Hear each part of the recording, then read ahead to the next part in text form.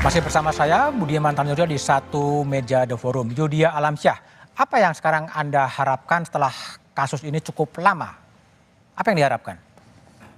Ya, harapannya sih ya agar perkara ini bisa terang benderang, ya pelakunya yang sebenarnya siapa, karena ini dari awalnya ini sudah tadi yang saya bilang, ini sudah carut marut. Oke.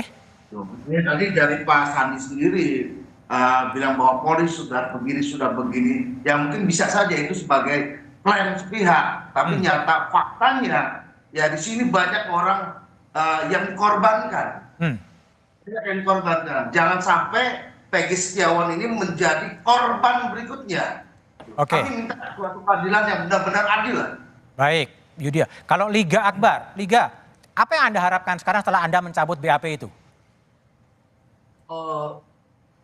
Yang saya harapkan cepat terbuka kasus ini dengan sejujur-jujurnya agar keadilan terungkap.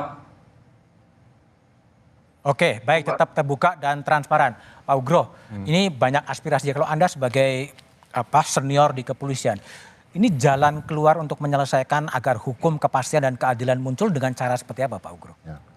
Jadi saya apresiasi sama Pak Sandi tadi bahwa Pak Kapolri kita, Pak Jenderal Listio Sigit ini kan terbuka terhadap kritik.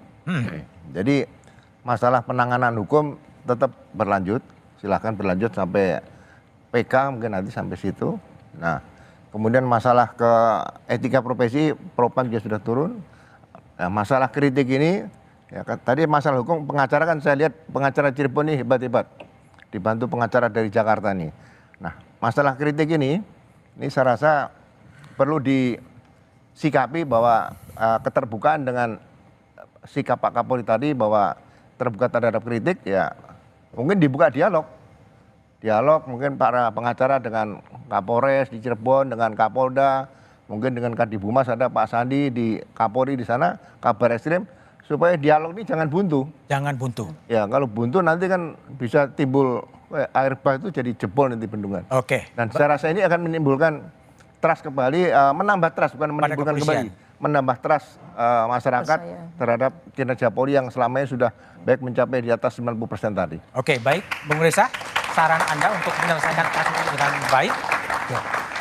Awalnya saya beranggapan atau tepatnya khawatir bahwa kasus ini merupakan potret yang tidak menyenangkan tentang apa yang disebut sebagai police misconduct. Police misconduct. Ya, tetapi seiring berjalannya waktu, semakin banyak halaman demi halaman berkas yang saya baca, semakin banyak orang yang saya ajak bicara, saya berpikir bahwa dugaan tentang police misconduct tidak lagi memadai. Mulai jadi istilah yang lebih tepat, yang lebih representatif adalah miscarriage of justice. Miscarriage of justice. Ya, penegakan hukum yang sesat. Nah, dengan pemikiran seperti itu, maka menurut saya malam ini saya tidak hanya memanggil Polri dan Kompolnas, tapi saya juga memanggil Kejaksaan, Komisi Kejaksaan, Mahkamah Agung, dan Komisi Yudisial Republik Indonesia untuk secara rendah hati melakukan eksaminasi terhadap kerja mereka masing-masing dalam kasus Cirebon. Oke, baik. Bu Yanti, harapan sebagai keluarga pihak Peggy? Saya setuju dengan Pak Reza Indragiri, kita harus melakukan eksaminasi kembali ke titik nol agar perkara ini terang benderang dan motifnya apa. Jangan sampai kita menghukum orang yang tidak bersalah karena Peggy Setiawan tidak kenal dengan Vina dan Eki dan juga dia tidak berada di TKP pada saat kejadian. Oke, baik. Mas Saiful, apakah tetap bertahan dengan tim pencari fakta tadi? Iya, kami tetap bertahan dengan tim pencari fakta karena poinnya adalah dengan dua dikatakan fiktif, itu menurut kami adalah proses yang tidak terbuka. Itu yang pertama. Yang kedua terkait dengan kenapa harus tim pencari fakta, karena menurut kami percaya dan tidaknya bersalah atau tidak bersalahnya seorang Peggy ketika ditetapkan ini sebagai misalnya nanti diputuskan bahwa dia bersalah atau tidak bersalah, menurut kami perkaranya kan pasti selesai. Tapi menjadi pertanyaan adalah lalu yang dua tadi di mana? Tetap fokusnya pada yang dua. Tetap pada yang dua, dan kami meminta kepada Presiden segera untuk melakukan pembentukan tim independen atau tim pencari fakta secara independen. Mungkin tadi melalui dari hasil-hasil eksaminasi dan lain sebagainya menjadi rekomendasi dan kemudian bisa segera untuk diselesaikan. Oke, baik. Tejo, jadi Anda yakin ini semuanya akan clear, ada kepastian dan ada keadilan? Ya ada dua Kang Budiman. Jadi pertama mengimbau teman-teman seniman terutama di film, terus yang punya Mengimbau minat- bikin film baru. Enggak, yang punya minat bikin film atas dasar fakta, bikinlah film atas dasar fakta tentang apapun. Karena itu ternyata pengaruhnya Luar biasa. besar. Tapi pasti ada kritik. Misalkan film Ari Hanggara, anak kecil, terus film Hantu Jeruk Purut yang bisa saya, pasti ada protes. Film saya sendiri pernah diprotes judulnya kafir. Itu yang pertama, itu biasa.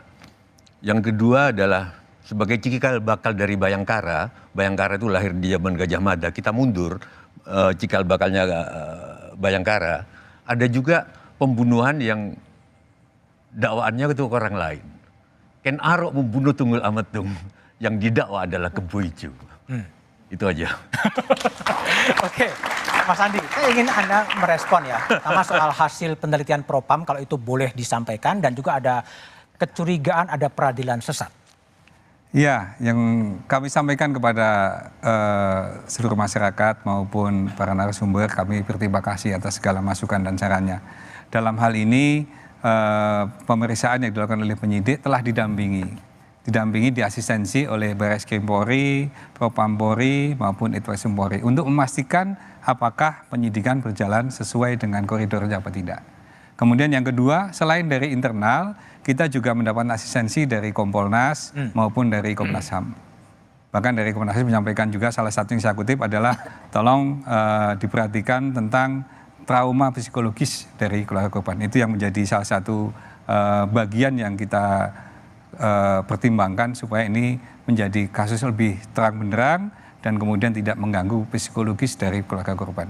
Dan harapan kami seperti yang disampaikan oleh Pak Ugro maupun Pak Suyotejo dan yang lainnya, Bapak Kapolri tadi sekali lagi saya ulangi, Bapak Kapolri tidak anti kritik. Kalau memang ada hal yang memang sekiranya menjadi bahan yang bisa memperterang ini semuanya, silakan sampaikan kepada kami dan nanti akan kami sampaikan kepada penyidik maupun yang lainnya untuk bisa kita sama-sama terbuka. Dan kami sangat berterima kasih Pak Ugro tadi untuk ruang komunikasi dengan para pengacara maupun dari keluarga korban maupun keluarga tersangka. Kita juga akan selalu berkoordinasi untuk bisa mendapatkan informasi atau feedback yang lainnya. Namun yang jelas bahwa semuanya itu menjadi suatu kesatuan yang tidak bisa dipisah-pisahkan dengan kasus yang sudah terjadi pada 2016 sampai dengan saat ini. Dan kita sangat berharap dengan adanya peristiwa ini bisa memperjelas peristiwa yang terjadi dan kita semua bisa melihat fakta sesuai dengan kebenarannya. Insya Allah semuanya menjadi lebih terang dan menjadi baik lagi ke depan. Tapi kalau betul nggak sih Pak Sandi bahwa Ibtu Rusdiana kemudian diperiksa Propam? Iya benar, jadi yang periksa bukan hanya Propam saja. Yang meriksa adalah ada dari Itwasum, ada dari Barreskrim maupun dari Propam. Dan semua sudah diperiksa oleh tim dan hasilnya sedang dibuatkan laporan sampai dengan Sedang dibuatkan laporan. Oke, baik, terima kasih Pak Sandi, Mas Tejo, Pak Ugro, Dianti dan Reza dan juga yang berada di Zoom. Sudah lama kasus Vina menjadi konsumsi publik. Dalam hukum dikenal biarpun langit runtuh, keadilan harus ditegakkan. Dalam hukum juga dikenal pandangan lebih baik membebaskan 10 orang bersalah daripada menghukum seorang yang tidak bersalah. Hukum harus bisa menghadirkan keadilan sekaligus kepastian. Segera tuntaskan kasus Vina karena banyak kasus lain berdimensi kerakyatan yang juga butuh perhatian. Demikian Satu Meja The Forum malam ini. Sampai jumpa pekan depan. Selamat malam dan terima kasih.